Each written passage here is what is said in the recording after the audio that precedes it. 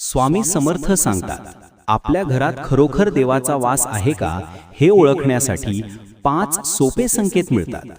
एका भक्ताने स्वामी समर्थांना विचारलं, माझ्या घरात देवाचा वास आहे का? स्वामी महाराज शांतपणे हसले आणि म्हणाले, बाळा, देवाचा अंश घरात आहे की नाही हे या 5 गोष्टींनी कळतं. पहिला संकेत, सद्भावना आणि प्रेम.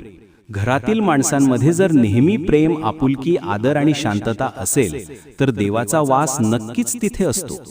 दुसरा संकेत, सतत नामस्मरण. ज्या घरात रामनाम किंवा दत्त दत्त असा नामगजर होत असतो त्या घरात देव स्वतः वावरतो. तिसरा संकेत, अन्नात समाधान. अन्न हे पूर्ण ब्रह्म आहे. थोडं असो वा जास्त, सर्वजण घरात समाधानाने जेवत असतील तर ते घर देवालय बनतं. चौथा संकेत, अतिथीचा आदर सत्कार. ज्या घरात आलेल्या पाहुण्याला अतिथी देव मानून